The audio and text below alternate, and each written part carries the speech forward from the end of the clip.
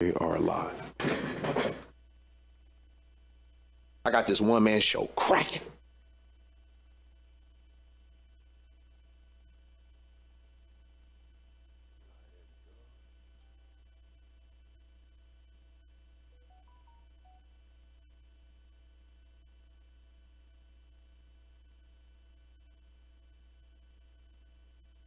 They have to watch it to not like it.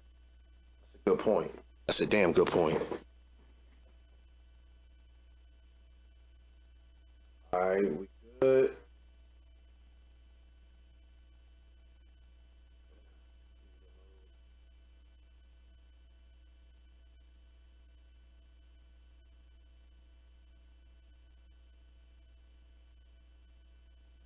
All right, cool. We live. We good. All right, mic check 1 2, mic check 1 2. All right, what up, YouTube? This I'm gonna give you guys a sneak peek of the show, okay? We are live and direct on Caffeine. All right. So first things foremost, if you're on YouTube, the comments we'll be reading tonight are gonna come from Caffeine. If you look inside the description, you will find the link for the Caffeine show. So that's where I'm sending everybody. I'm sending you over there. Thank you for everybody that hit the like button on YouTube. This show, I'm not going to. The whole show will only be exclusively on Caffeine. Okay. So if you're on YouTube, you're watching a snippet of this show. And for everybody that's out there, however you're consuming me at this point, however you hear me right now, I want you to be mindful of the clock ahead of my head. This clock here. That clock there will let you know if this is live or not. You might be watching on YouTube, Instagram, however, that right there will let you know, okay? That's Pacific Standard Time, okay? So right now it is 7:19 Pacific Standard Time.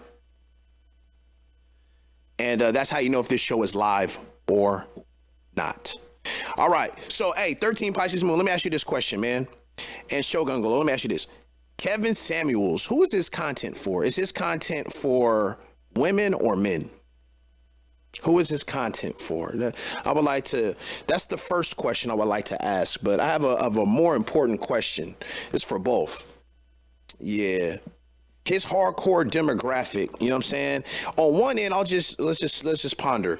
On one end, his hardcore demographic is for women, because the women are calling in and they're looking for manly advice, right? And he's giving manly advice upon how he feels, you know what I'm saying, will grab them, you know what I'm saying, men.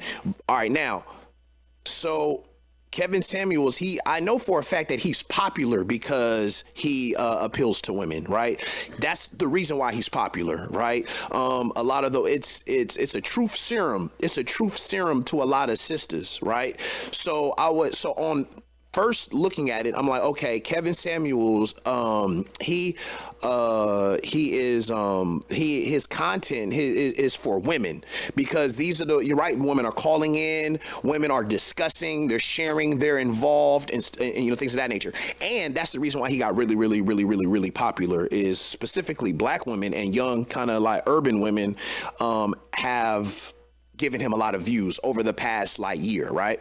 But then on the other hand, I think maybe men is his hardcore demographic, because he is making content for us men who essentially want to see the woman, quote unquote, put in her place, right? This is right, men. He's speaking up for men who have been rejected or marginalized. You know what I'm saying? Because they were, quote unquote, not making enough money and stuff right there. So I'm trying to figure out, okay, now that I'm trying to figure out who his main demographic is because of this. Kevin Samuels gives relationship advice. Is that safe to say? Is it safe to say Kevin Samuels gives relationship advice?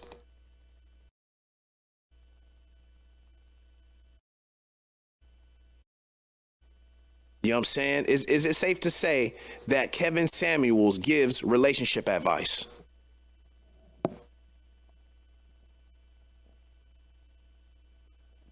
Yes. All right. Yes, it's safe to say. All right. Now, is it so we understand he's talking to black men, black women. He's giving relationship advice, right? And what he's trying to do is, and he's speaking to women who want to be married.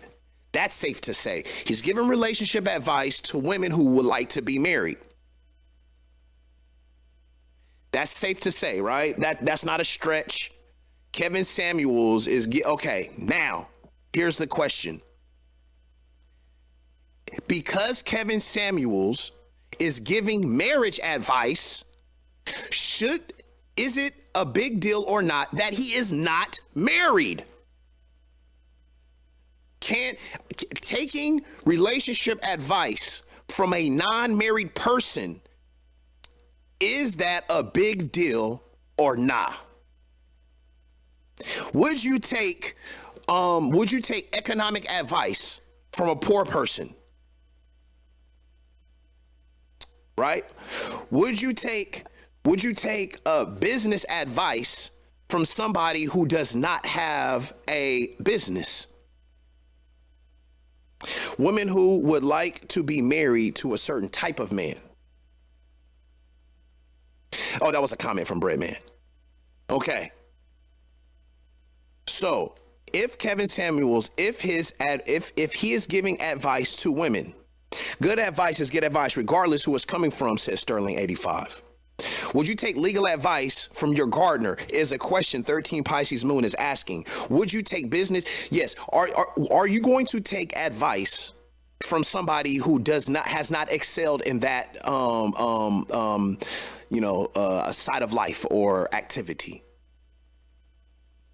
Let me ask you guys a question. What about this?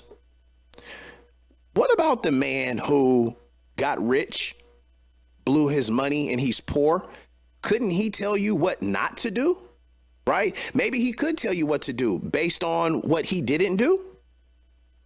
You know? Is it, you know what I'm saying? In that situation, you know what I'm saying? Can a poor man give good economic advice? Right? At one point he was successful. Maybe he could tell you what not to do. That's something to learn from. So yeah, the question is Kevin, so one of the first questions is Kevin Samuels qualified?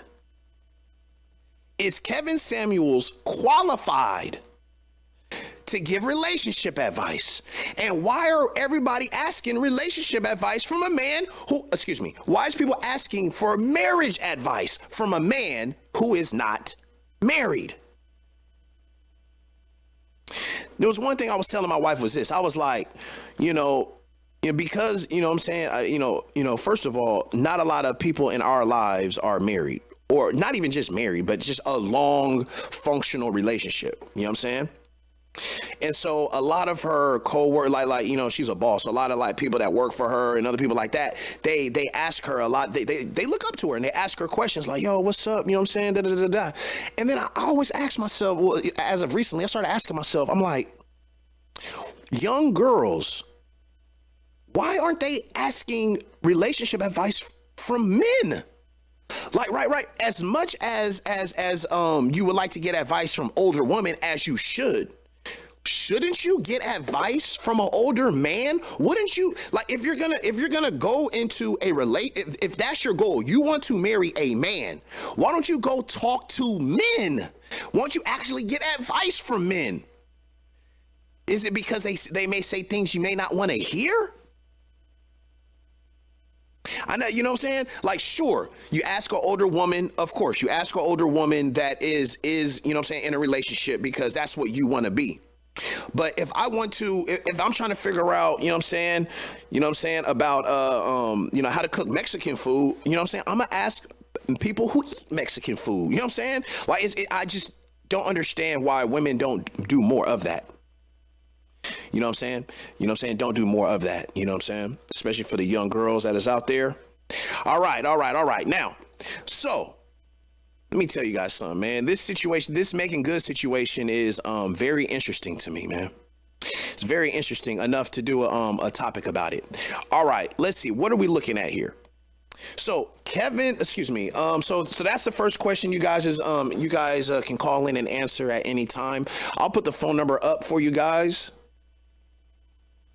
Oh, no. Let me see. There we go. There's a phone number. That's the phone number for if you like to call in. I see the numbers just kind of going up on YouTube. Shout out to everybody on YouTube. I dig it. All right. That's the phone number. I'm gonna take it down. So you might want to jot that number down.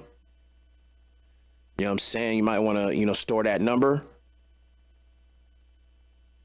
All right, let's get into it, man. All right. Yo, Happy New Year's, man. Happy New Year's to everybody. You know what I'm saying? Happy New Year's to everybody. All right.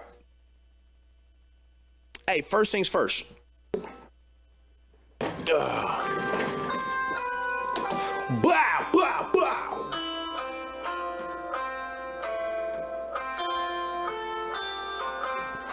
I should turn that down. Thank you for calling CiRC7E Media. What is your name and where are you from, man? This is Sterling calling from Torrance, California. Yo, what's good, brother? What's good, man? Yeah, I saw that Kevin Samuels question you asked. I 100% think he has the ability to offer advice. I don't need to know his current status.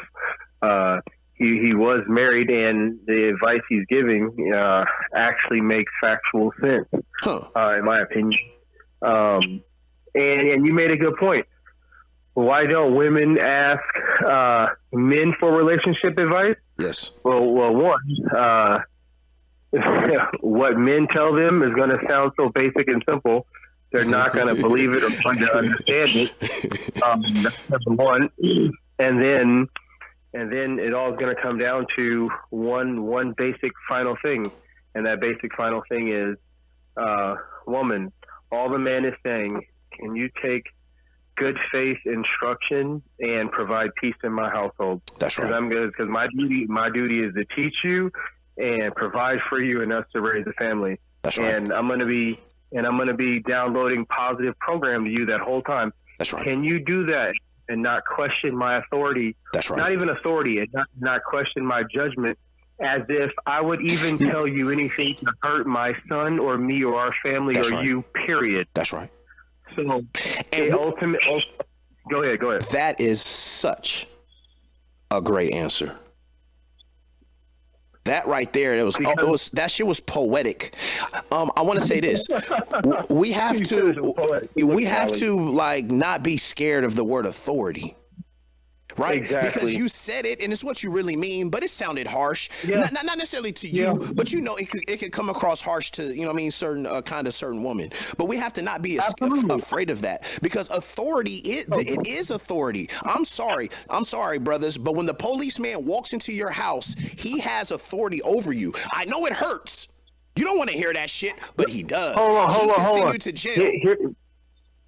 Ali, here's a better way I like introducing inherited God-given authority that men possess over women, and women understand it. When someone starts to encroach in your house or kicks in that door, yes, who do you expect to go in there and stop that threat, female? Right. You expect the man do it. In his nature, he's going to do it. You're going to look at him in your core nature and expect him to do it. That's right. With that authority of dying for you, you have the ability to be quiet and listen, because we're not going to tell you anything to hurt you anyway. That's You're right. not our foe. That's You're right. our friend. You're our woman. Yes. So, and the modern woman has a problem understanding. Be quiet. We're not trying to hurt you. Just listen. Yes, your point of view matters, but because we're going to die, we may have to die for you and this kid at some point in time. You're going to have to listen first. And that's the reality of it. That's what that protection comes with, listening. And I know, and it sounds egotistical, it sounds uber masculine. So what? Nature doesn't care when the threat comes to the door. Right. It expects you to protect your woman. And then in turn, woman, you have to listen. Honestly, and it doesn't. And let's be honest. When you go to work, you follow the authority of the boss. You don't question your boss. When your boss says, I need this at 3:00, you know what you do? You give it whatever it is at 3 o'clock. You don't question his authority. Maybe you might back talk him and do all this shit when he's not around, and you might talk to your, you know what I'm saying, your peers and talk about how he did this and he did that, and you don't like this, and you don't like this. It's never in front of him. At the end of the day, you do it. Why? Because we don't have to get the job done. At work, we don't have enough time for you to question all of this and go back and forth. Right. So that same the way it is. See, authority is not absolute authority. See, there are authority in different jurisdictions. Right. When it comes to like herbs and putting the herbs together, I'm at the authority of my wife. If she says, look, man, we're going to do the black seed oil like this, like this, like that, and then you're going to go to the doctor. That's just, it is what it is. That's her authority. I may not want to. I conceded willingly to. That's right, brother. I conceded willingly to, because why? That's your lane, and I trust you. That's right. And I concede that. That's a nice feminine authority, right? That's right. And like a masculine authority would be direction of a kid, where you want what the male wants to push his kid into, or being on the lookout, or financial stuff. Sometimes men kind of have to worry about that. I mean, for whatever reason in this modern culture, the woman has an issue conceding that authority. And a lot of modern men have a problem with telling women no. They have a problem, you know. No is your best. It's your best friend and your worst enemy, man. You know what I'm saying? Your woman, she is gonna. Okay, it's like this. It's very weird, like what women will do. A woman is going to see if she can run all over you. Not because she wants to. She wants to fail at it, but she's going to try to. She wants to fail at it, and if you let her succeed, she'll never trust you. She'll never fuck you the same. That's right, brother. In fact, you'll be lucky if she lets you fuck her. Honestly, because in her nature, she goes, I can't believe, like in her nature, she does not want to dominate over a man. In fact, she'll treat you like shit. That's right. But you must squash that piece in a gentle, kind, loving way, and exercise your authority, male. And I mean, and that sounds uber egotistical, and everything's done in good faith. Yes. But it's reality. The big thing is done in good faith, right? Because basically, you know, the first thing a woman says is, well, I don't want no man to walk all over me. So basically, you know what I'm saying? But that comes from a man that doesn't respect you. So now we're talking about something different. Now, that's respect. You know what I'm saying? If a man truly loves you and respects you, he's not going to walk all over you. You know what I'm saying? There you go. Facts, because it's like, hey, we're partners at this. We shouldn't be combatants. And remember, woman X or female, I'm coming in good faith. And that means the male, you must come in goddamn good faith. You cannot be an asshole or a fucking loser or conniving or deceitful and expect to lay authority to your woman. That's Absolutely not. Yes. No, you're a joke. You're a clown.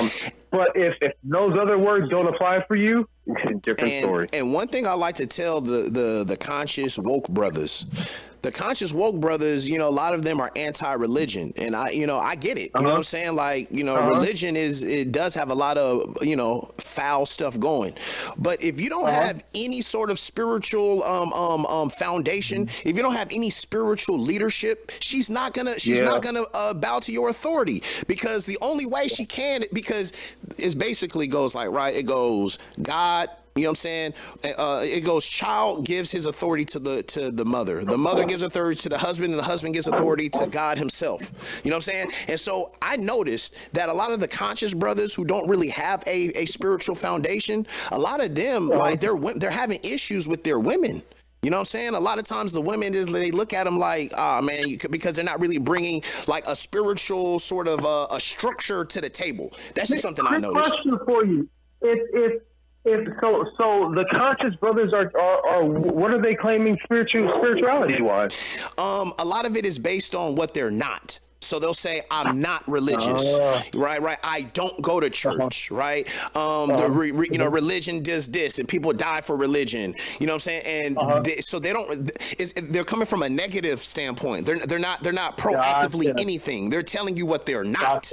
So, remember, the absence of evidence is not evidence. No, it's not. The absence of not. evidence is Very not good evidence. point. And that's something that I learned over the last couple of days, because that's what a lot of the anti-vax people is doing. When something happens and then there's no evidence, they'll say, hey, see, look. Wow. And try to supplant that in the place for evidence and fact. Exactly. Wow. Very interesting. Yeah. So speaking of religion, this is a good segue. Do you have any experience with like the church and people being in quote unquote the church, and or do you know children who are sons and daughters of preacher households, or do you know women who have married who are quote unquote preacher wives? Do you have any experience in the how the church? Wait, let me just ask the question of the church infrastructure, and how the pressures of that, how people in the church deal with their marriage. Okay, I have experience in the Black Catholic Church and experience in the Black Baptist Gospel Methodist, like just Black folk church. So Black Catholic Church, which crosses over into European White Catholic Church, and the Black Catholic Church with religion in their household. So here's the unfortunate, sad part. For the Black Church, there are no couples like that are of our generation. It's all older. Yeah. Meaning these folks are honestly really most in their late 50s, early 60s and 70s, like the older generation. The couple in church type of thing that really has the ability to even have a couple issue doesn't exist anymore, because men aren't in the church like that. Like the church is really for women. It's a woman thing. Black church, the Black church doesn't exist. And if it did, if the Black church really existed as it should, our community wouldn't have the issues that it has. But since the Black church is a woman's event, and I think I heard you say earlier, hey, back in the day, the Black church used to be that place where you could go and create family and meet a suitable mate, and it held you accountable because it was the social net. It was the social circle. It was the barbecue. It was the holiday Christmas event. And no, that's collapsed. That's when Black men were in this. Right now, it's a female. It's a place where decent females with children go to, who are probably single mom and are single parent, looking for some form of guidance and for the Lord to save them. Yes. And the preacher get there, rack that money, and may or may not actually give beautiful faith doctrine and leadership. I don't know, but I can tell you, Black men ain't there like that looking for women. No, not happening. Yeah, man. Unfortunately, and the church is failing women, because the church should be telling women, go listen to your Black male. He loves you. He's here to lead you. Yeah. And the reality is, and here's the reality. Yes, he's going to fuck other women, by the way, but that does not mean he does not love you. He is a man. Stop trying to make him a woman like you. Yes. That's what they need to say. Yes. And yes, you can be spiritual, and yes, have forgiveness, and understand that sometimes your man may absolutely be a man and not live under whatever thing you thought men did and were completely monogamous. Some men can be, yes, depending on where you rank on the male hierarchical scale, and some men aren't. But women should understand that that's how men are, you know.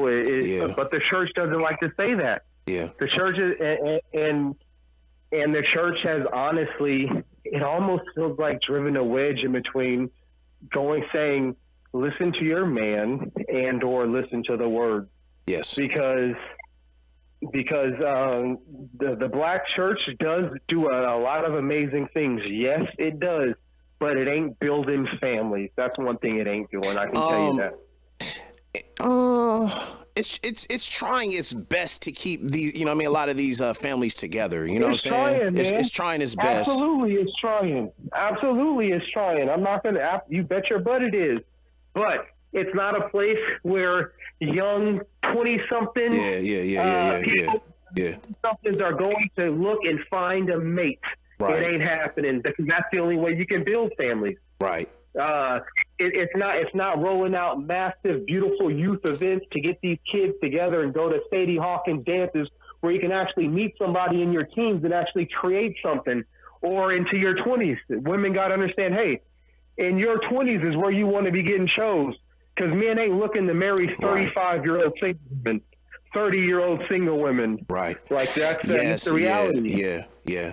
Yep. Submit in your 20s and you'll have a beautiful life. That's what men should say to women. Because when you're in your 30s, most of the time, you don't have the time to date or find a mate. It doesn't. It's too goddamn late. Life is too expensive. Everybody got their head in their job. And then where do you find time it doesn't happen. Wow. It doesn't happen. So the church should be saying, ladies, submit in your 20s when you're young and cute and not pregnant. The prime of your life.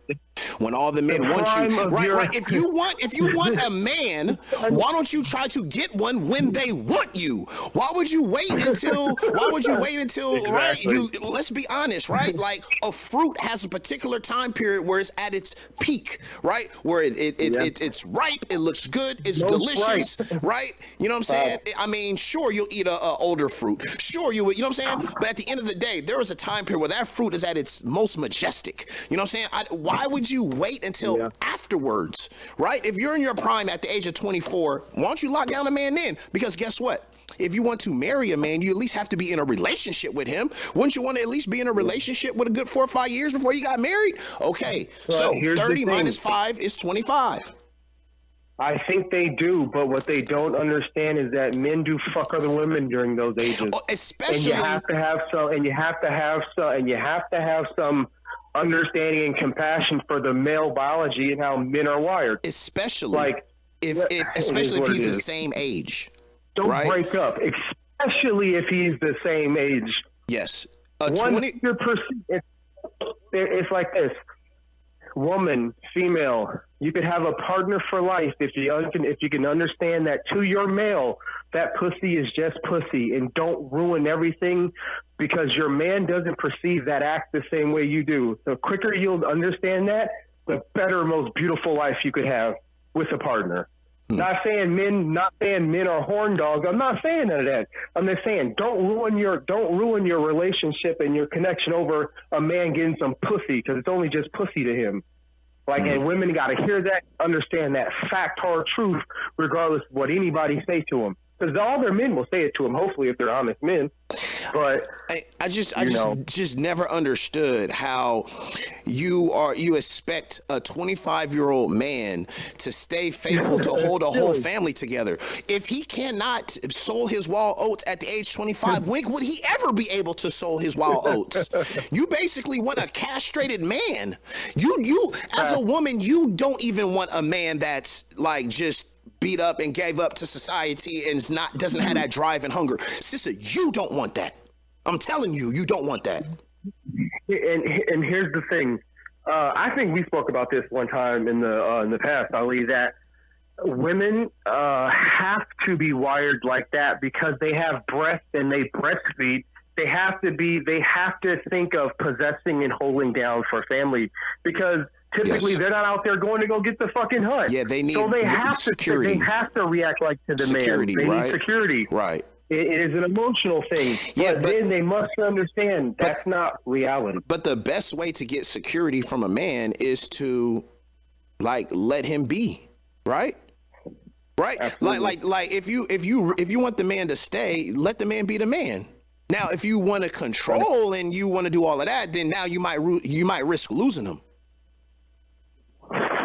You know what I'm saying? Fact. So one of the reasons why I want to bring up this topic of with Megan Good and this brother here is because their relationship was almost the prototypical relationship for other people. Okay, so you're talking about Megan Good, who's an unbelievable, beautiful woman, right? Who like you all know if you are hearing my voice, you know who Megan Good is, right? So we all know Megan Good. She is you know, a lot of men, especially in our community. Yeah, she is. A lot of men like fantasize about her. Let's just be honest, right? Maybe not necessarily sexual. Yes, sexually, yes. But a lot of men are like, man, if I could ever get with her, so it's good-looking woman. Yeah. So it's just like she is in a bunch of people's minds, right? And so he is a Christian, like he is from the Christian ilk, and his brand is Christianity as well. He's selling, I'm a Christian man. Okay. And so because of that, their relationship was doomed from the beginning. So what happened was these two individuals were married for 9 years. Okay. Wow. And he filed for divorce. Now, many times that situation, we don't really hear about men who are filing for divorce, right? Usually it's the woman who files for divorce, right? Samuel says women do it 87% of the time. Exactly. All right, so let check this out. So Megan Good and Devon Franklin announced their divorce in the most loving way. Oh, matter of fact, I want to read his Instagram. And then there's a statement I like to make. Something I learned about this, man. So at the end of the day, guys, you don't want to live your life on other people's standards, okay? You don't want to get married for what other people think. You don't want to stay married because of what other people think, right? You do not. Relationships are hard enough by themselves, but if you're going to put pressure on the outside people, it's impossible it could last. It's impossible. There is no way that it could last with the pressures of humanity out there. It's just impossible. All right, so this right here is a Instagram post that the brother put up. Let's see. I'm not sure what you guys could see. Let me switch this. What up, Tulu? All right, I want to read his you know what I'm saying, what he's saying here on Instagram. All right. So this is Megan Good. After much prayer and consideration, we have decided to go into our future separately but forever connected. First of all, let me ask you this question, Sterling. If you were to break up with your woman, if you were going to break up with her, are you going to announce it on Instagram? Absolutely not. This is a private moment between my woman and I. This is our covenant. No, absolutely not. That's right. So the fact that you're even making this statement is selling the relationship. Maybe that's the problem. Absolutely. Maybe that is the problem. Absolutely. We celebrate almost a decade of marriage together and a love that is eternal. There's no one at fault. We believe this is the next best chapter in the evolution of our love. We are incredibly grateful for the past and the husband and wife. We're also extremely thankful to God for the testimony. And yo, here's the reality of me. This is the realist in me going to speak. Wow. You are one maniacal, egotistical maniac, human, whoever wrote that. Yes. Are you talking about your private marriage? Yes, and brother. Holy shit. Yes, brother. You're either selling it, but the other thing is, do you legitimately in your mind think that the outside public gives a goddamn about what you do in your relationship? And then outside citizen who does, what is wrong with you? Work on yourself. Yes. You shouldn't be literally. Yes. But they are selling their religion. They are selling their relationship. Fact, 100%. So, and then, like you said, because it's branded with that form of Christianity, you bet your ass they are. So, I know a couple of families that they're going through it. The wife is really, really miserable, but she's not divorcing because of how it looks based on in the eyes of the church. You know what I'm saying? I've seen that. And so, number one. God is there's no mystery with Allah. There is no, I never loved you in the beginning and I knew it would never work, but I'm gonna pray. No, it don't work like that. It don't work like that. Oh, I know you're not my type, and I know my mama and everybody told me I shouldn't do it, but I pray to God. No, it don't work like that. Yeah. It don't work like that. If it don't work, it don't work, man. You know what I'm saying? God is no, you know what I mean? All that prayer and all that stuff is tricking you. You know what I'm saying? Look in the mirror. I remember I was giving consultation to this one girl, and I said, hey, you know what I'm saying? She goes, I like him because of his relationship with Jesus, his relationship with God. I said, sister, look at all the destruction this man leaves. Like, is that a relationship with God? She said, no. I said, do you think you were duped? She said, yes. Listen, a relationship with God is not words.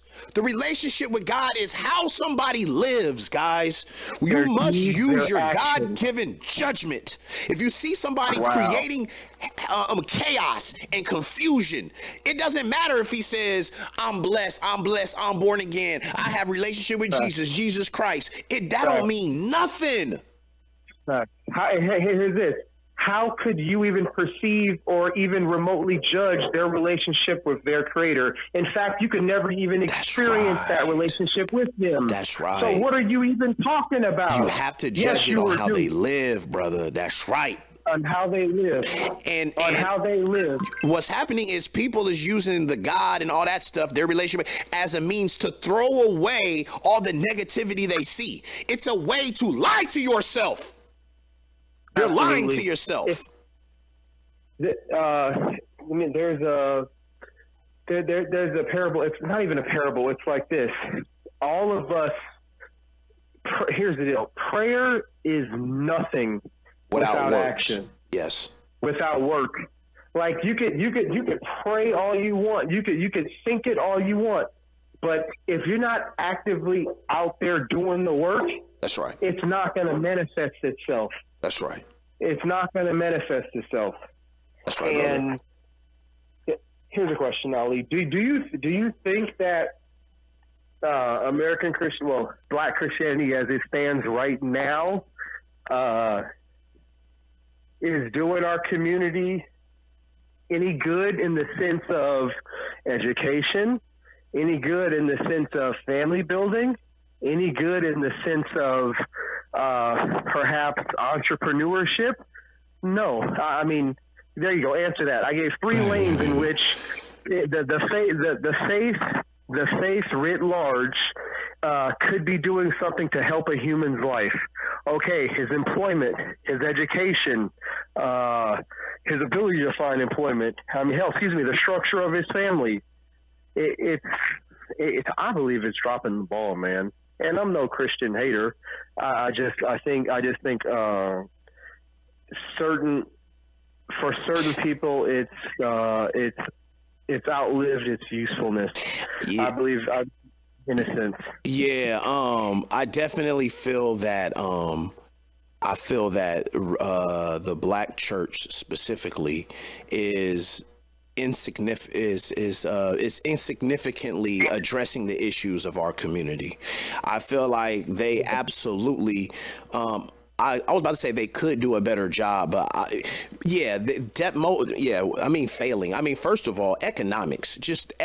There should be no reason why the preacher man got all of this disposable income and Black people are in this economic position, right? There should be no reason why the preacher man got all of this money where he got side bitches and all of this stuff. He got all of these riches and all of this stuff. It's okay to have that. I'm not saying, but what I'm saying, it's ridiculous when he has all of that, but you got to do a GoFundMe to put the lady of the grandmama of the church to have her funeral. You gotta do a GoFundMe. I don't even understand how are we wasting this time and not talking about financial leadership and financial why are we bringing people in here that are financial savants and professionals? Why are we not saving our money and building shit? Like, to me, that's level number 1.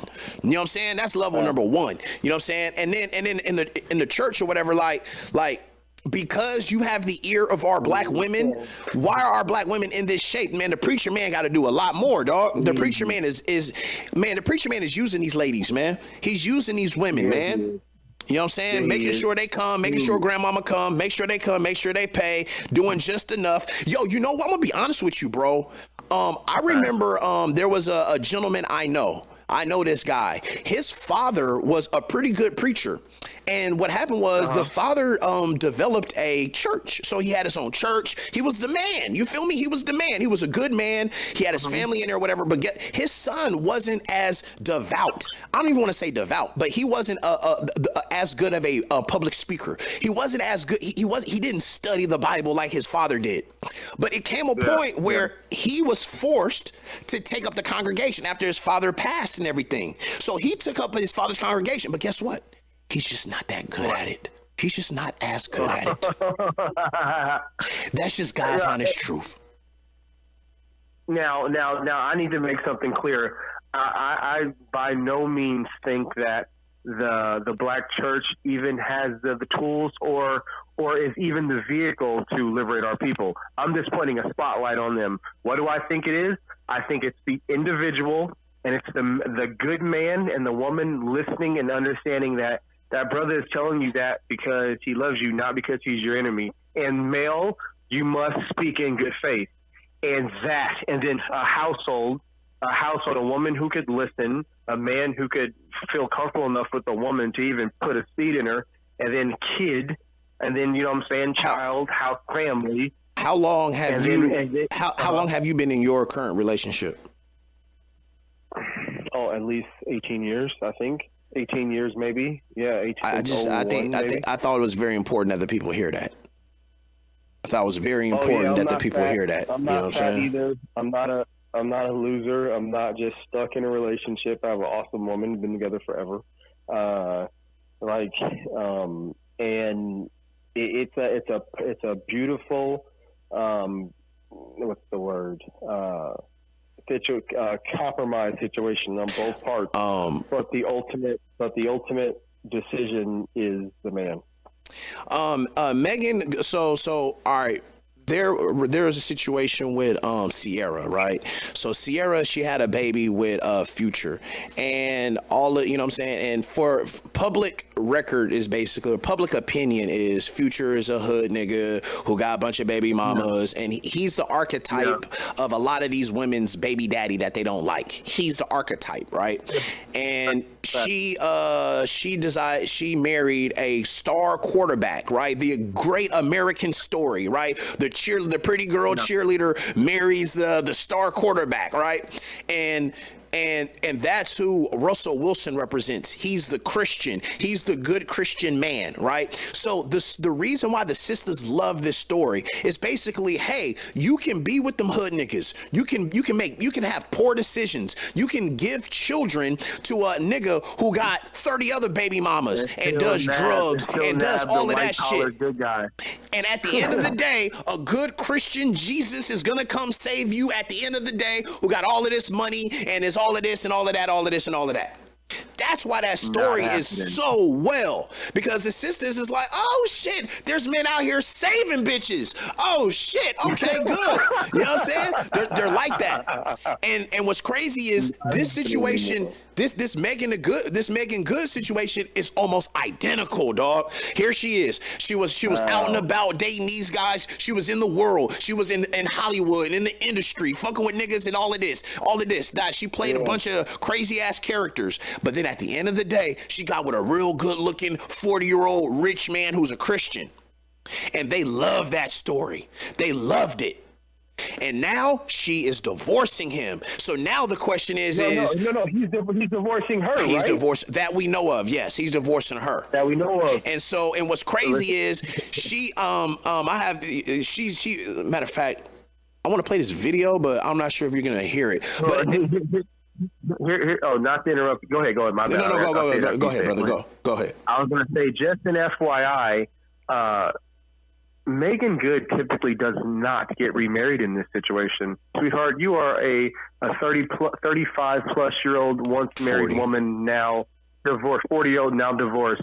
Men that Megan Good would desire to court aren't looking at you, women. They're looking at a younger version of you that they can imprint and program on and experience new life with.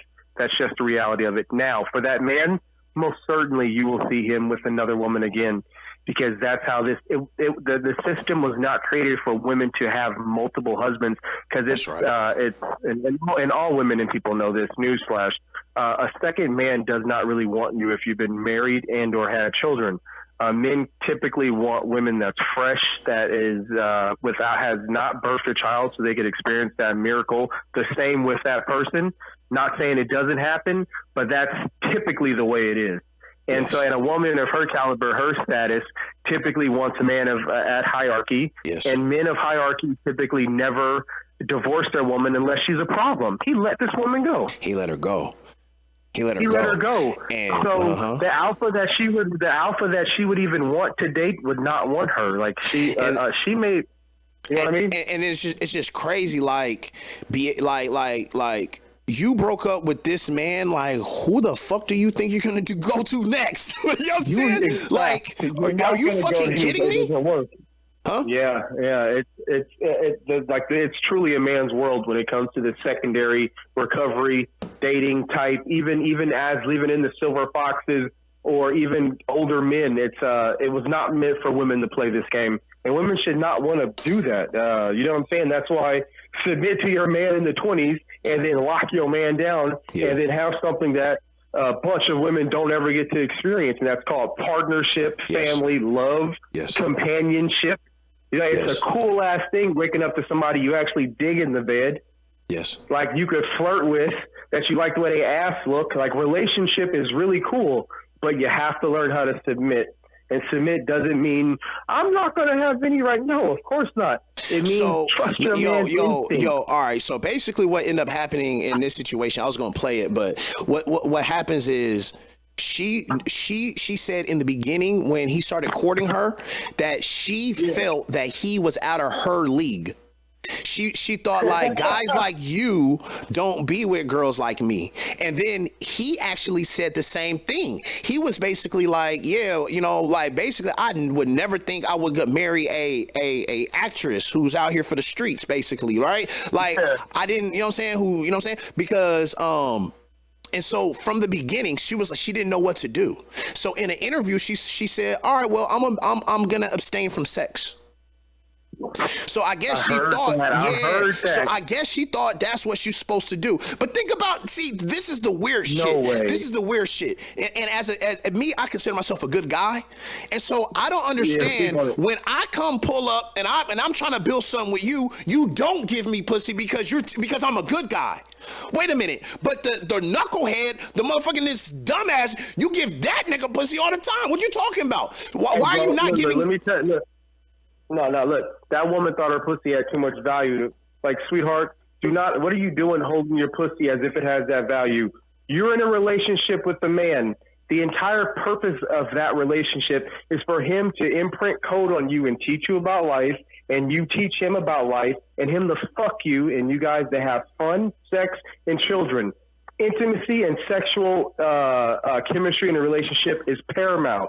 If a woman even uses her, and she's actually using her vagina, her sex or intimacy, as if it's something to abstain. Oh, wow. Imagine pleasing that woman, how terrible that must be.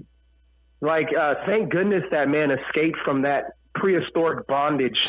That's a loon of a woman. It's like she didn't know what to do. Loon of a woman. She basically didn't know how to maintain any control, right? Because what she's saying is I'm out of your league, so you got all the control here. So the only control that I know for is to withhold sexual pleasure. Facts. You know. Facts.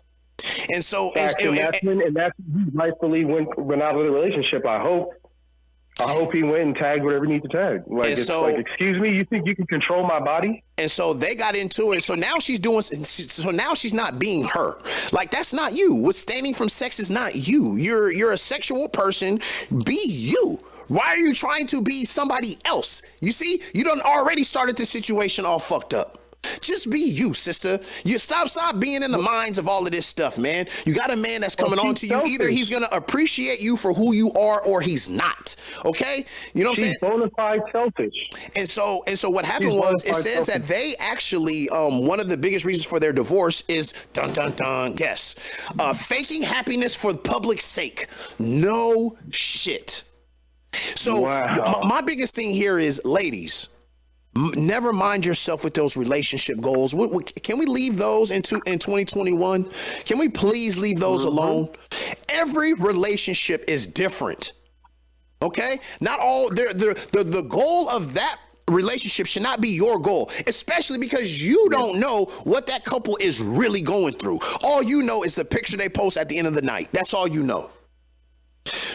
So we have to, like, our sisters, they idolize these relationships and these figures, and we wonder why many of our women are so fucked up. They're over here idealizing the relationship between these two people because these are two good-looking people. They're both young. They're both abnormally good-looking. Okay, Megan Good is like abnormally fine. Okay, and this guy, whatever, this is a good-looking guy. So odds are is your relationship is not going to be like that.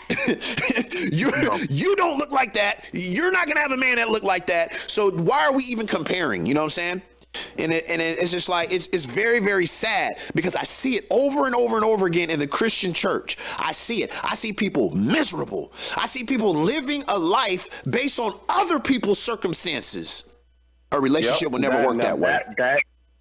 That is very, very huge. Very, very huge, man. Okay. So I see a huge cross section of society, at my job, what I do. And I see all types of families come in, all types of people with their children. The only black families that I see come in are of Haitian or immigrant descent or African descent. Non-Americans. Non-Americans, yes. So all the sisters I see are overweight, and have braids in their hair. I don't care about the braids, but the overweight thing is an issue. All the Asian women are with husbands, and they're thin and petite, even though they have a shit ton of rice in their diet. Yes. The whites are with their families and their husbands. Yes. Like, legitimately. And this is what I realized. Other cultures realize that, well, first of all, in other cultures, they already respect the man in the household. They respect their father or their grandfather, or they'll probably get knocked out or slapped. And it's just the way other cultures are. It is what it is. But so when these women have children, they're already taught and groomed to listen to their father because he's a good guy. That's daddy. He loves you. And men know, rightfully or rightfully wrong, what's best because they're men. They're looking out for you. So they're primed to get along and respect. Unfortunately, in our culture, we know it's been a little bit different. And man, you can see it. And the main thing that I see that hurts the most is it's like, damn, that has to be really hard for sisters to go through a portion of life. It's more and more so like their entire youth until late 30 adulthood, not living with a man, not really get to experience what it's like to actually hear your man tell you something, and it be right because it's right, and because he loves you and he's looking out for you. And that's how relationship and love is built. Even if he's saying something you don't want to hear. You know? That's a cherry on the pie, brother. Especially when he's saying something you don't want to hear. Especially. Perhaps listen to your man because he loves you and he's your man. He wouldn't have you around if he didn't. You think y'all pussy is that something perfect that we just keep you around? No, we care for you. Perhaps you should listen. And other races and cultures understand that, man. And I'm like, and look, so the women are coming in, and they say for instance, you got 3 kids. That's either $300, it could be $700, depending on what type of test you need. That's a lot of money for a single mom to pay. That's right, brother. They don't have it, but when there's a family with a male and a father, father and a mother, they pay.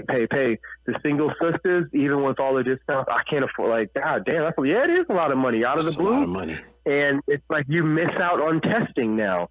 Maybe then your kid misses the ability to go to school because you haven't had a negative test yet. It creeps into education. So wow, look at that.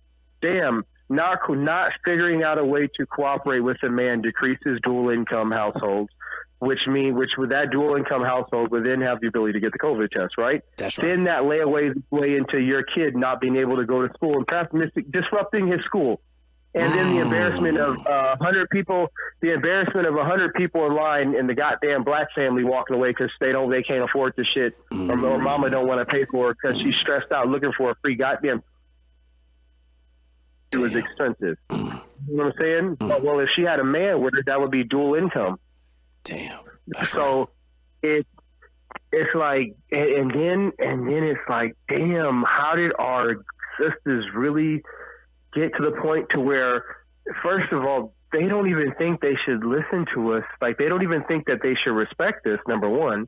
But number two, they don't understand that the words that should be coming out of our mouths, and I believe the words out of the majority of brothers' mouths, are good, positive, honest words to the sister. Like, we're not trying to take advantage of you. Like, yeah, we're supposed to want to fuck you. That's why you're female. Yeah, like that. Yeah, men do want, if they're attracted to you, yeah, they want that. That's normal. But within there, it's like, God damn, like, can you understand that I am a good guy and I'm not trying to deceive you? I want to read this article, man. Megan Good and Devon Franklin, who met while working on a 2011 comedy Jump in the Broom, are divorcing after 9 years of marriage. A new statement from actor-producer Good, 40 years old, and producer-preacher-author Franklin, 43, suggests that the Hollywood couple are still emotionally close to each other. After much prayer and consideration, we have decided to go into our future separately. We celebrate almost a decade together. This is the next best chapter in our evolution of love. We are incredibly grateful for life-changing. Who are you talking to with this bullshit? Who the fuck are you talking to? First of all, who talks like this? Like if I have to put out a statement about my wife, I'm not gonna sound like this. Why are we talking like this? This is such bullshit. Like I'm just not a person that, I don't use small talk. I don't like saying things I don't mean. Like, this is Kamala. This is Kamala talk. This is how Kamala Harris beats. Kamala, what's her name? Kamala Harris, right? That's her name. Is that her name? Yeah, that's it. That's how the Kamala Clinton talks. She talks just like this. We're incredibly grateful for the life-changing years and for the democracy that we all hold dear. Shut the fuck up, okay? It's so synthetic.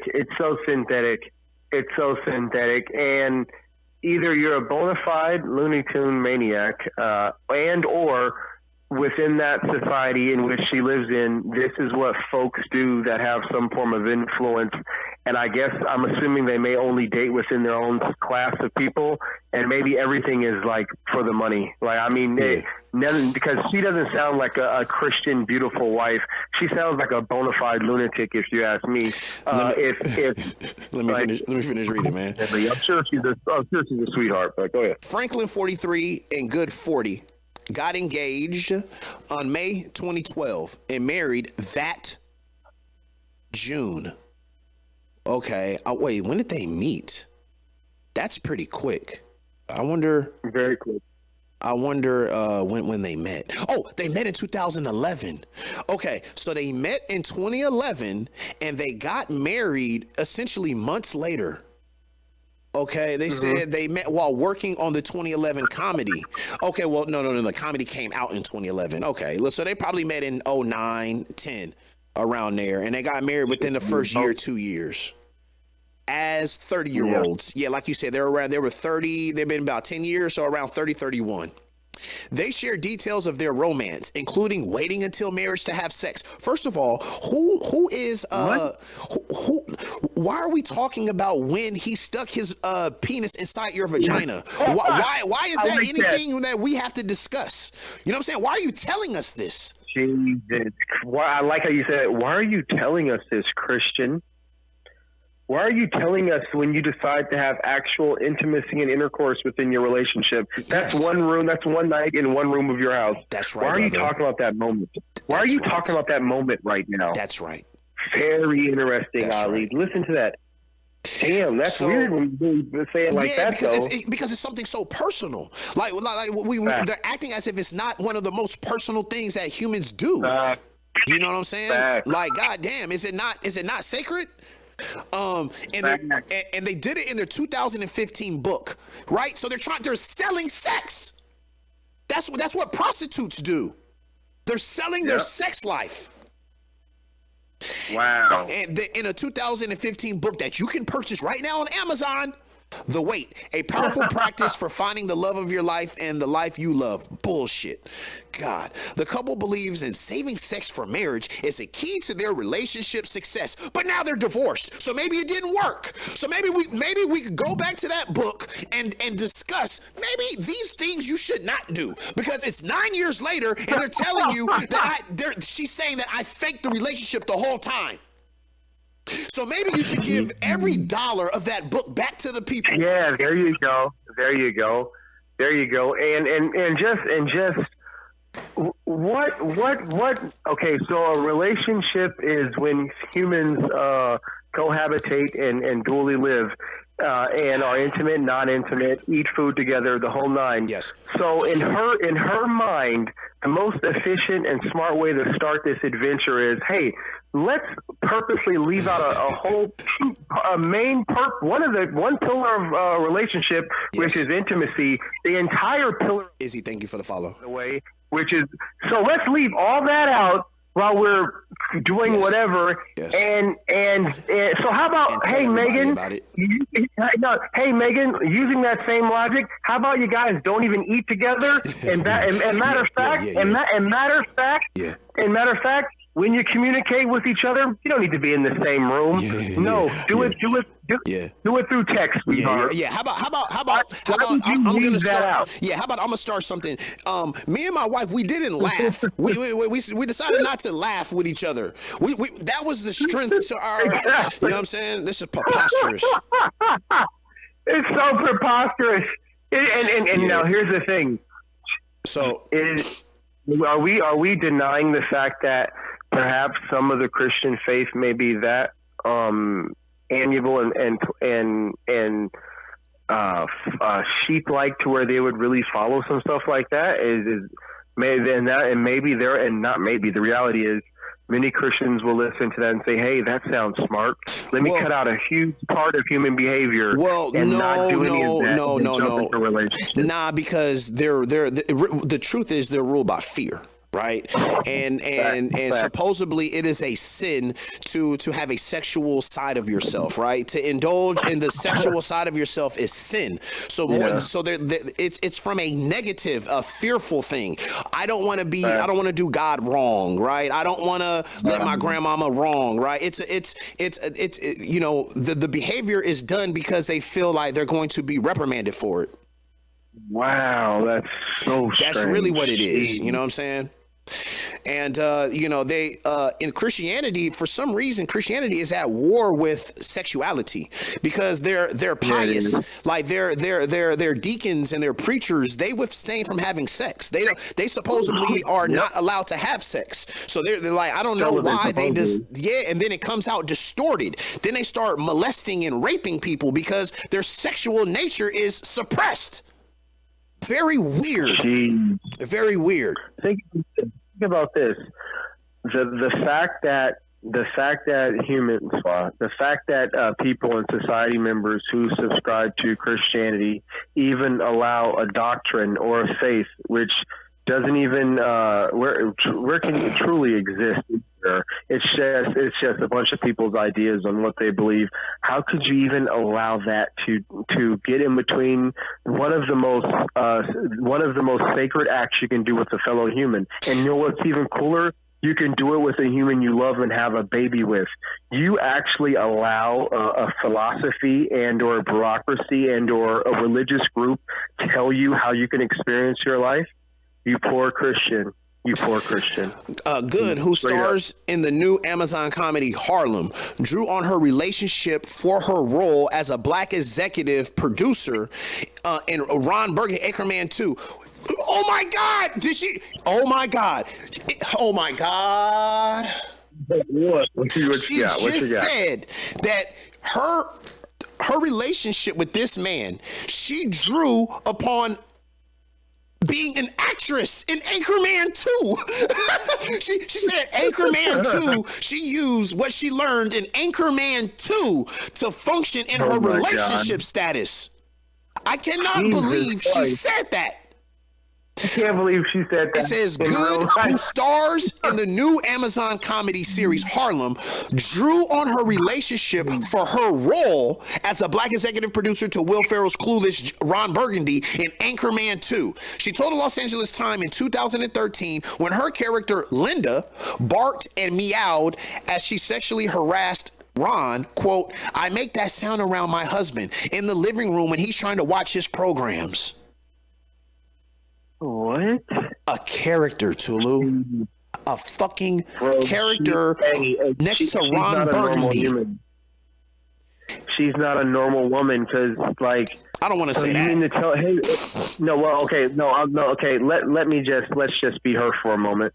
Oh, so the woman who abstained from sex, before, however she did it, thinks that hey, I made this noise and that noise means what, Megan Good? It means you're aroused. Yeah. It means to your husband, hey, look at me, I'm pretty. It means, hey, I want you to come fuck me. What is that? Hold on. And hey, Megan. Yes, Derek. Do you think men are that primitive that, hey, your little fucking meow works? Wow. That's why your husband let your ass go. So we're a little more complicated than that, sweetheart. Wait, you pulled from a fictitious character? Like, no, I'm serious. Insane. I'd rather her pull from a character in the Bible. You know what I'm saying? Like, I'd rather that be, you know what I'm saying? Oh, I want to be like Ruth the Moabitess, or I want to be like such and such. You know what I'm saying? That's actual, like, okay. But a character in Ron Burgundy, Anchorman 2? What the fuck? She said Anchorman 2. A comedy. A slapstick comedy. That's what she used in her wedding. Oh my God! I see why it failed. Well, yeah, I learned from what I learned in the 40-year-old virgin. I decided that, you know what I'm saying, I'm spiritually gonna wait. What? Yeah, I was watching Don't Drink Your Juice in South Central, and I learned a valuable lesson. She also spoke up in 2014 when nudes of her and other actresses were leaked in a massive phishing breach that ended with 5 men going to prison. I remember that. That was when niggas was hacking people's Apple. What's that shit? iCloud. I remember that. iCloud. Yeah, iCloud. At the time, Good said on Instagram that she was definitely in shock and saddened by the breach of privacy, and that everyone who's everyone who's reposting the leaked nudes, you should be ashamed of yourself. We all know these pictures were from my husband, said Good, who made her feature directorial debut, if not now, when, in January. Okay, she's not at fault for that. Ain't nothing wrong with that. You know what I mean? Hold on. Niggas shouldn't be leaking this shit.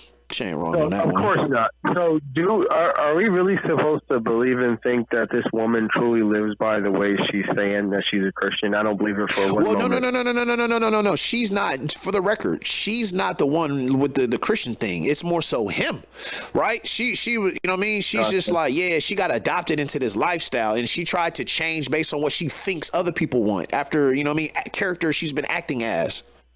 Meanwhile, he's the one that's the leader in that world. He's the you know what I mean, the Christian who basically a lot of women were judging.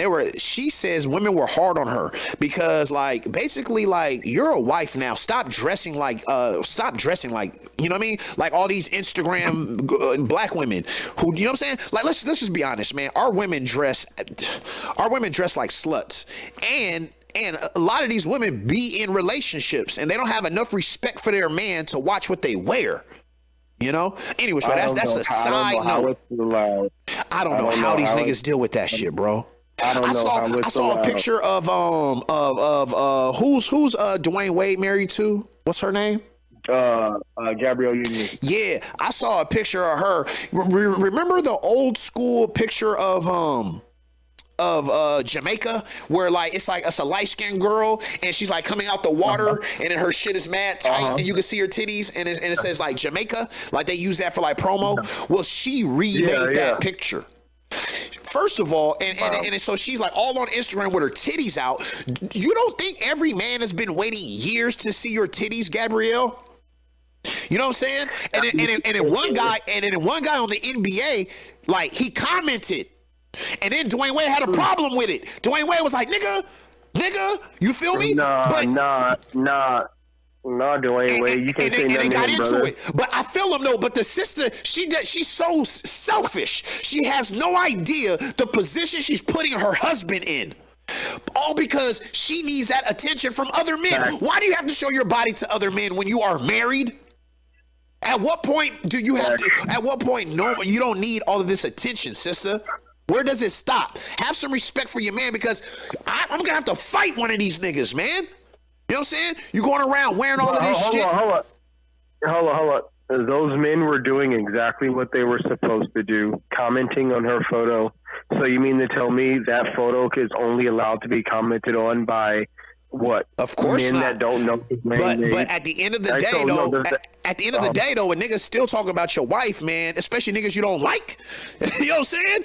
You know what I'm saying? No, I wouldn't say shit, bro. I wouldn't say a goddamn thing. I know, but what I'm saying is, fix your wife. But I'm saying, no, shit, nah, man. Depending on. No, I know what you mean, though. Yeah. The position she's putting the man in. That's right.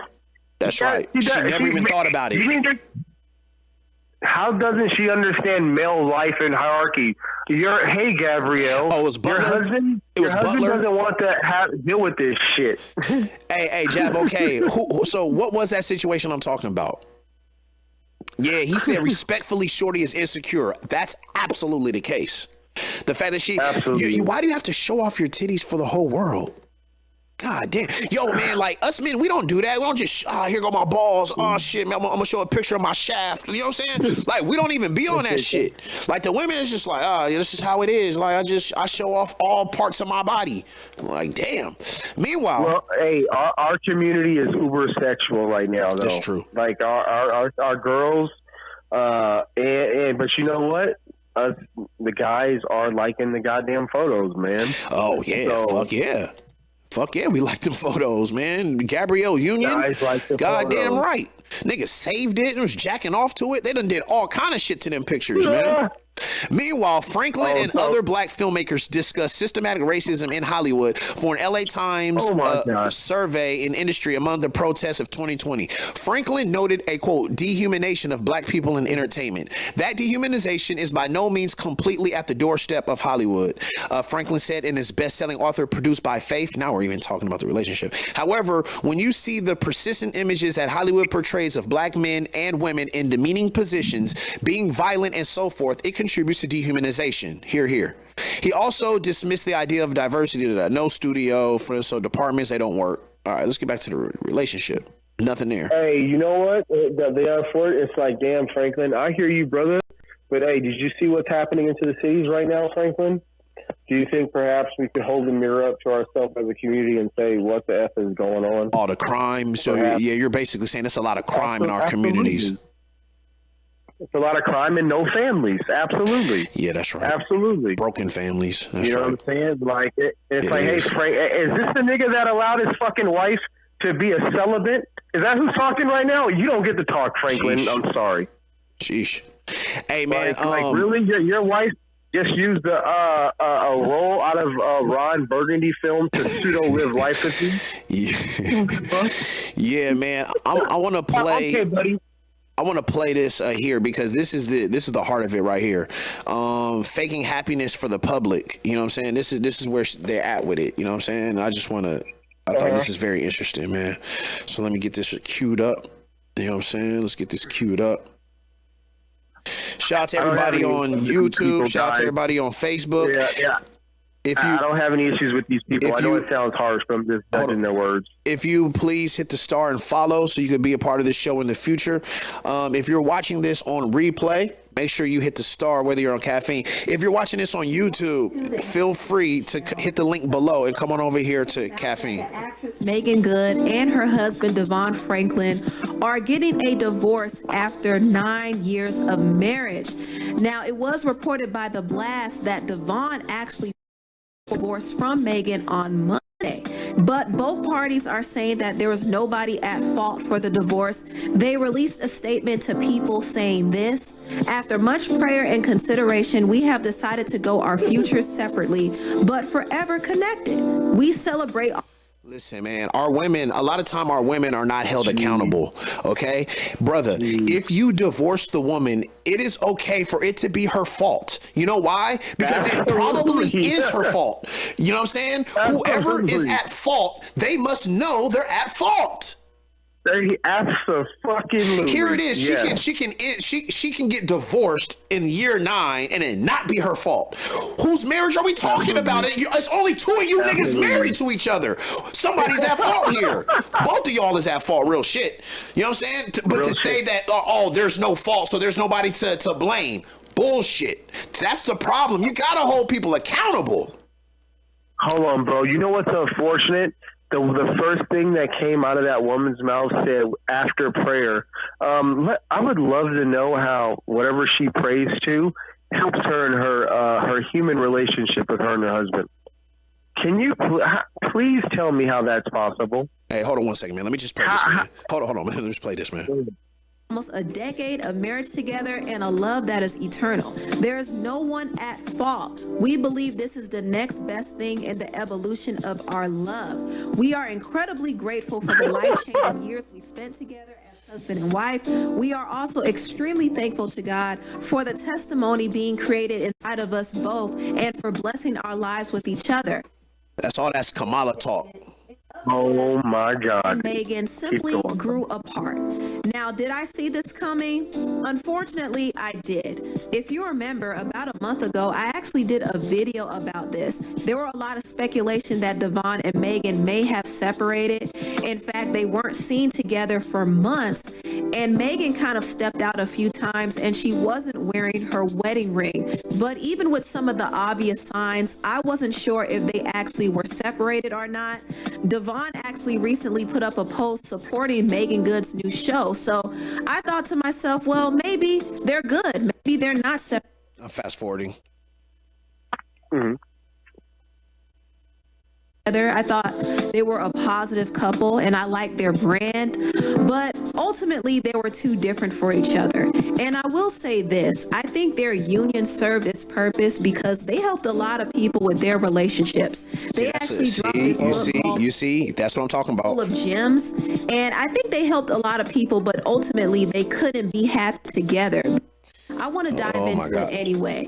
Now, Megan and Devon met each other a few times in passing because they both are in the same Hollywood circles. Devon Franklin is a movie producer, and Megan, as we all know, is an actress. So they met each other a few times, but they didn't really connect until they started filming the movie Jumping the Broom. And they obviously were very different from one another, but they revealed that God was the one who brought them together. You see, now that shit right there, that right there, when you overlook things that are right in front of you and you blame Allah for it. So it's telling me, A, you have poor judgment, and B, you are quick to blame Allah and not yourself. You're the one to blame. You listen.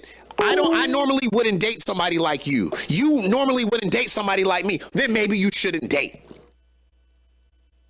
Maybe you just should not date.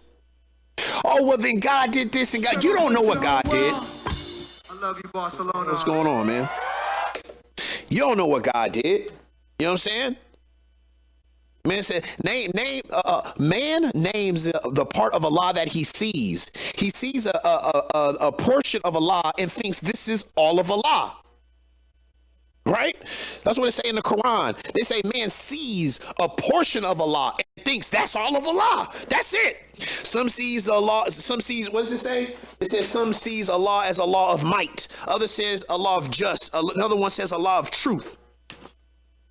Those are just glimpses, man. Who are you to say what God did and did not do, man? Who are you to say? We normally shouldn't be together, and normally you would never be with somebody like me, but God did this. Nah, you did that. You did that with poor judgment. When are you gonna put yourself? You know what I'm saying? Let me see. I think it's 10.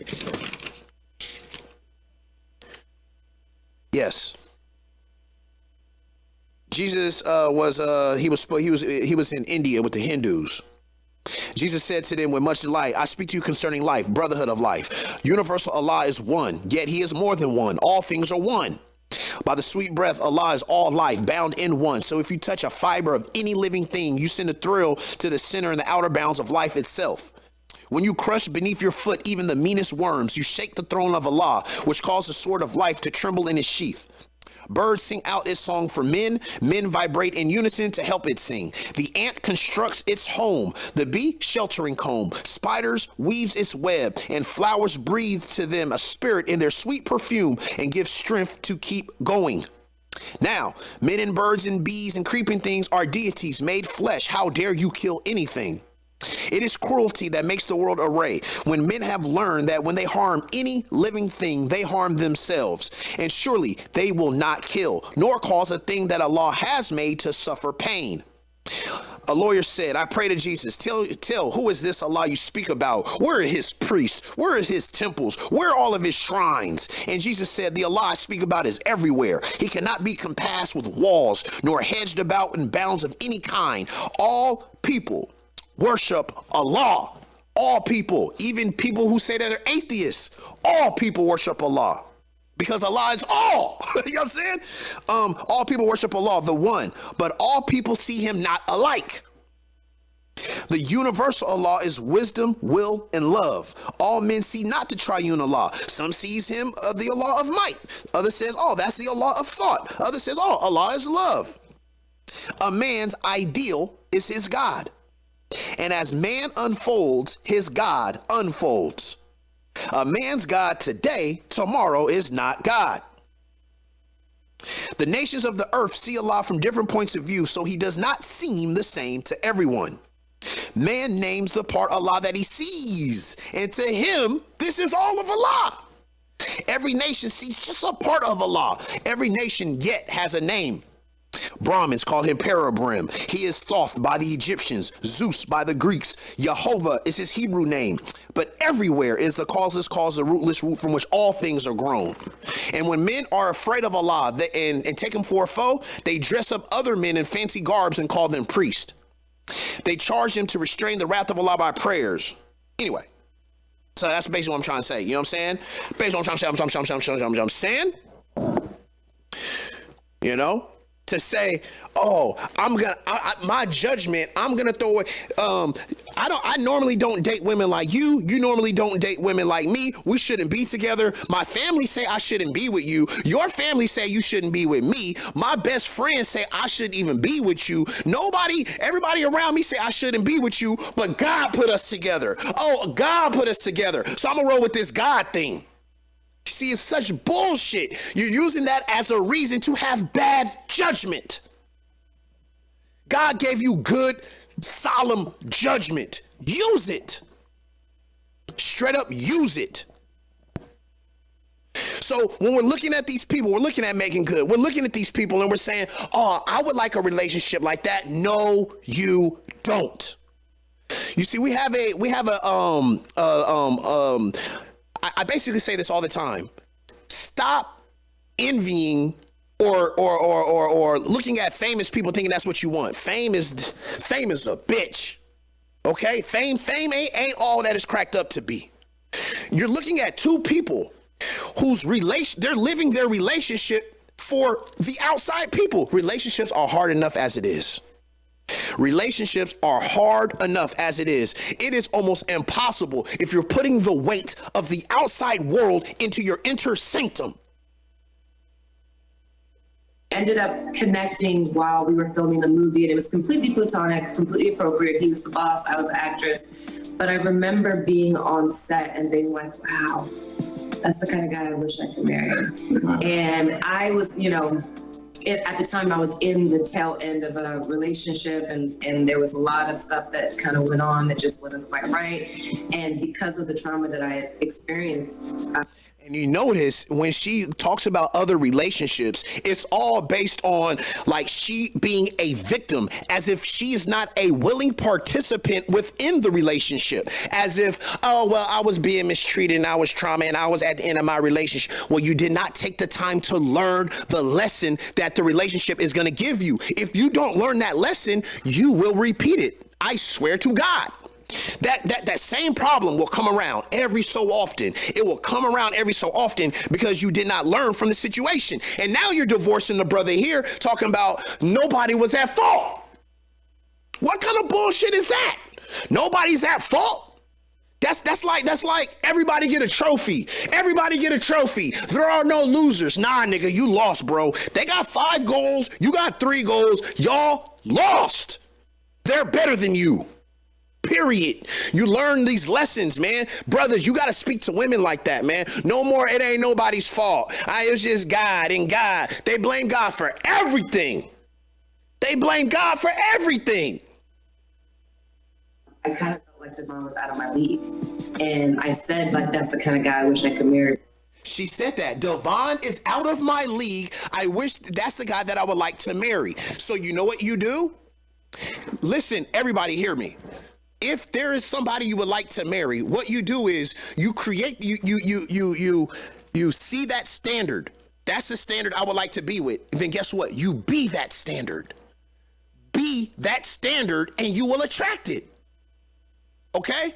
So if you're saying that kind of guy wouldn't be with me, that's because you have to change your situations, man. You got to change your vibes. You got to change how you do things, right? You got to be that person.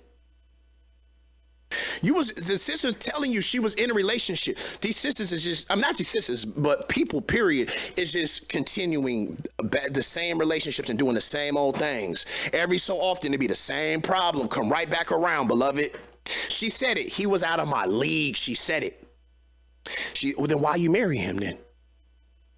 Because that's what you saw from the outside, sister. You used your eyes. You tried to judge with your eyes and not your heart. She tried to judge with what she see from her eyes and not her heart.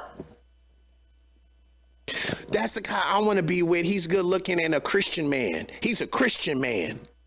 Listen, if there's any brothers out there, man, if you have any issue getting women, just be a Christian man. Be a good Christian man, and you're going to have tons of women, man. Oh, my mama, you're going to have tons of women. Oh, shout out to T-Ron. Shout out to my beloved brother T-Ron, man. That's right, brother. What'd he say? A marriage brand. A marriage brand. Man, shout out to everybody that's out there. Yo, Sterling, you still there? There's no way you're still there. There's no way. All right. Oh, man, dude. So here we are. We're talking about... So one of the questions I would like to ask you guys is Kevin Samuels, is he out of his league for giving relationship advice? Is he out of his league for giving relationship advice? Is he worthy? Is he valid to give relationship advice? Something I'd like to know. All right. I have divorce rates and everything. Real quick. Yo, that nigga, Dr. Dre, he about to go through his divorce. It was 2 days ago. Anybody know how much money that brother lost from his divorce? Anybody know how much money he lost? He said Lamar Odom. I missed that one. iTraveler said 1,000. Couple 100 million, a lot, 100 million, man. 100 big ones. Those are real big ones. A lot. Sterling 85, couple 100 mil. He lost $100 million. That right there is a pay cut. That right there is a pay cut. I don't give a fuck how much money you got. That's a lot of money. You know what I'm saying? Even people who have a lot of money, it's a lot of money. It's a lot of money to those who got a lot of money. Shit. All right, let's go on Dre real quick. All right, so he's better off. I guess divorcing his situation. He'd rather lose $100 million than continue in the relationship, man. God damn. God damn. Wow. He said, I'd rather lose $100 million than continue one more day in this relationship. Wow. All right, let's post this up for y'all to see. All praise due to Allah. Let's see. Thank you, everybody on Caffeine. I appreciate all the comments. NBA Mills is in the building. All right, let me see. Is it up on there? Yeah. Boom. Let's play. I'm gonna mute it so YouTube issues. The rap legend will pay 50. Can y'all see this shit? Yo, what up, Derek? Thank you for the all the props, Derek. Appreciate that. Dr. Dre wants to keep one of the 7 properties he owns, including 100 million to stay. He gets to keep what? Oh, that's a hard ass picture. 2 homes in Calabasas, Malibu property, 4 homes around Los Angeles. He also retains the rights to the master recordings, trademarks, and interest in financial partnerships and trust. Of course. You know what I'm saying? You wasn't with me mixing in the studio. He also gets to keep all the stocks in Apple, which includes the proceeds from his sale of Beats by Dre audio equipment. God, yo, Dr. Dre's sitting on some stupid bread. They are splitting their 10 vehicles, with Dre getting 6 and Nicole getting 4. Damn, she came up. Meanwhile, she'll keep jewelry, cash, and the bank account she used during the marriage. Damn. Why they divorce? However, she must pay her own legal fees, thought to run into the millions of dollars. You see them lawyers, dog. Them lawyers is on it. Sources tell TMZ the settlement may well have been larger than the couple settled without acrimony earlier in the divorcing process. The agreement also forecloses her ability to obtain spousal support. Dre and Nicole married in 96. They filed a divorce in 2020. Irreconcilable differences. Done. Wow. I'm gonna put up the phone number, man. You guys, and see if you guys got anything to say about this or any of the statements made by myself or Sterling. There's the phone number. 424-261-3107. Uh-oh, something's stuck. All right. Shout out to everybody out there, man. Shout out to everybody. I hope all is well on this beautiful, beautiful Sunday night. Our show tomorrow, we got Craig coming. Craig Traveler will be here live and direct. I'm noticing that my numbers is up when Craig is here. So y'all really like that conversation, man. So shout out to you guys, man. Shout out to all you guys, man. All right. Oh, let me put the phone number. My bad. He said, what did I run into? He said, what did I run into? Divorces. He said, I say sucker free. Yeah, man. So, yeah, man, it's just divorces, man. You know what I'm saying? It's just like one of the things I said, man, one of my takes was Instagram. The church was the original Instagram. The church was the original faking for the gram. You know what I'm saying? Because at the church, it was relationships that was all for show.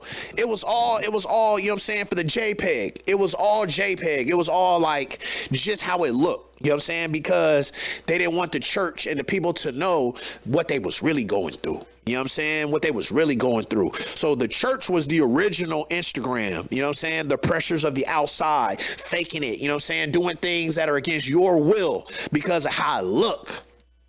You know what I'm saying? But I asked you guys this question. Is that a good thing? Because look at here. Look at this right here. Uh-oh, let me see. Look at this. That right there are the rates of divorce comparative to those who are active in the church and who are not.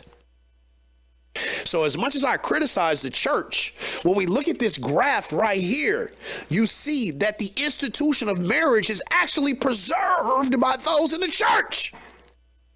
Look at the numbers. Men lie, women lie. Numbers don't.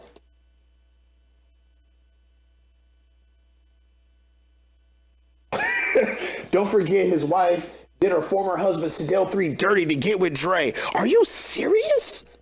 She went from Sedell 3 to Dr. Dre?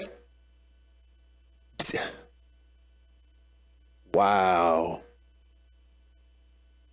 Yo, look at these numbers, though, y'all. Look at these numbers, man. Yo, the church, man. The church is, yo, man, like it or not. But look at the numbers are still going down, though. All right, let's look at these. Let's look at this yellow number right here. Okay, so it's 89. Let's just call it 89%, right? And then that's in the 70s. Okay, so what are we looking at? It says percent identifying as Christian and attending church regularly, and then these are the marriage rates. Okay, these are the marriage rates. So it's almost a 2 to 1. Look, 44% and like 89%. That's like 2 to 1. It's like two. That's significant. And look what's happening. So in the 70s, it goes from 89%.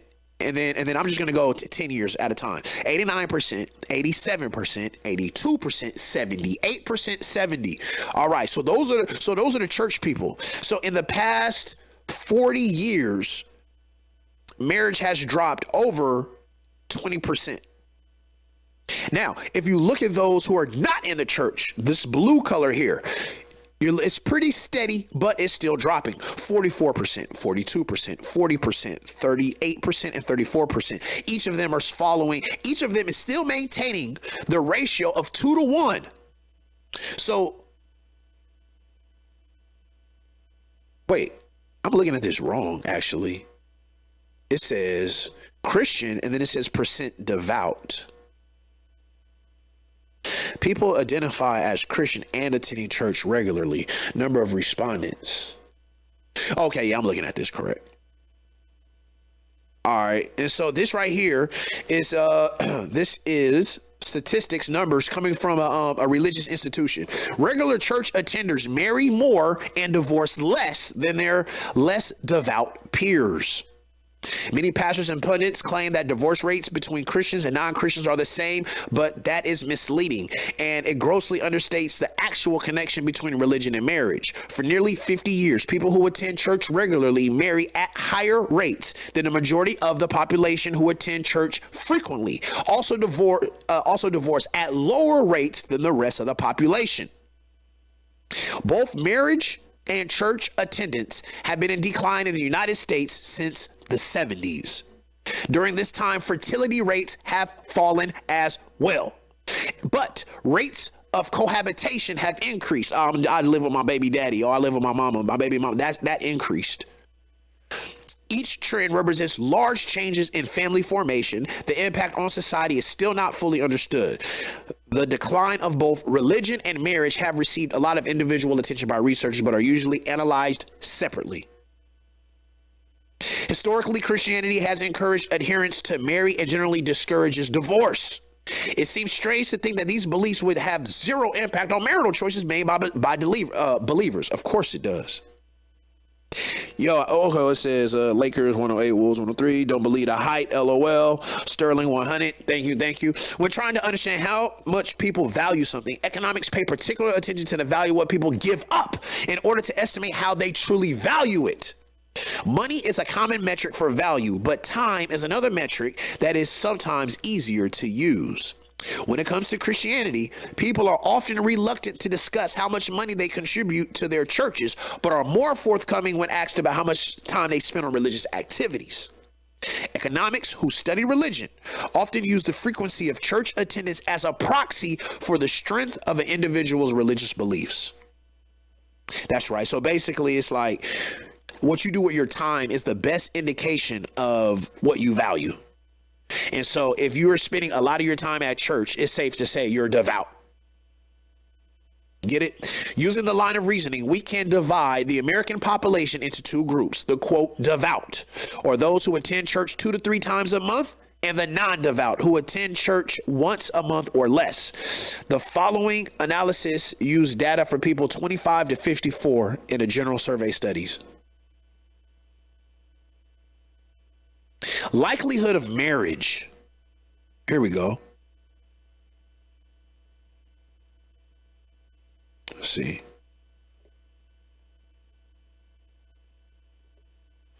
All right. Likelihood of marriage.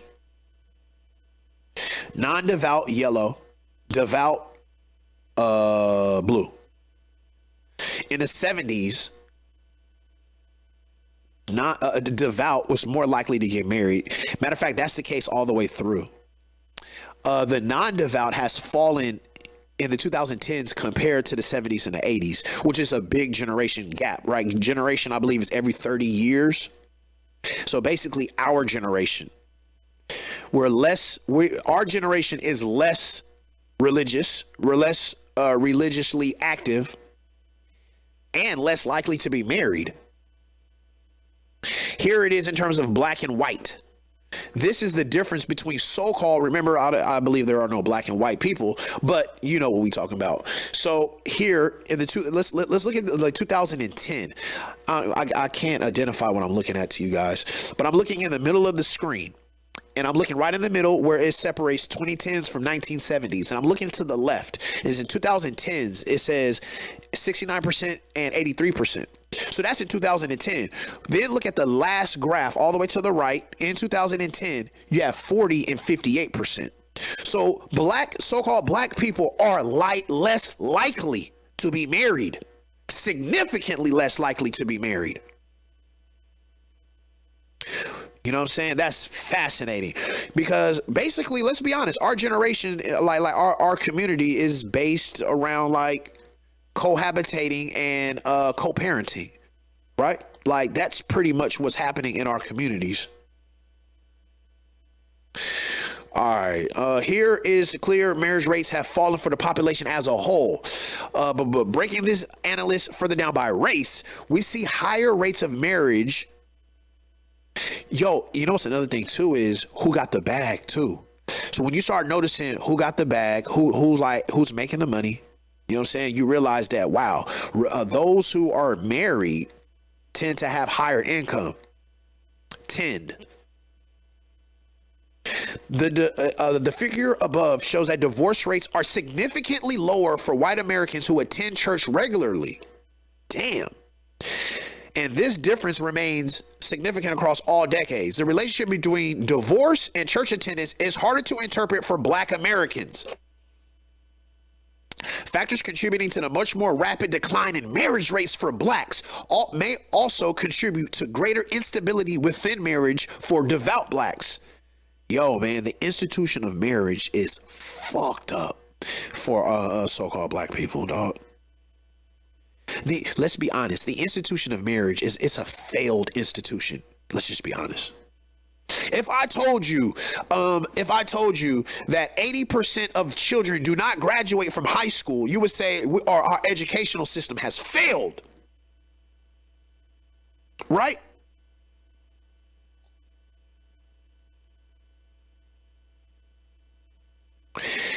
We have to start as our so-called black people, we're going to have to start doing things differently, dog.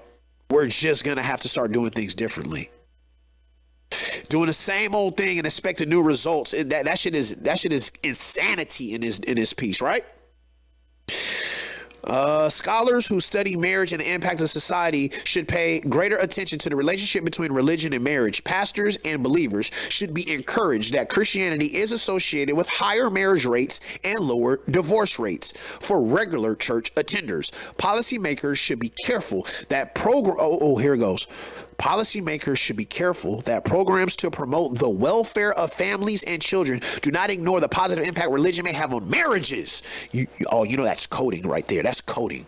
That's basically welfare. When y'all trying to come up with all these programs for these poor, unwed black people, you know what I'm saying? Understand that you might want to push marriage on top of them. That's basically what they saying there. There's still a lot we don't understand on religion and influence one another. Yes, he's speaking to the community in general.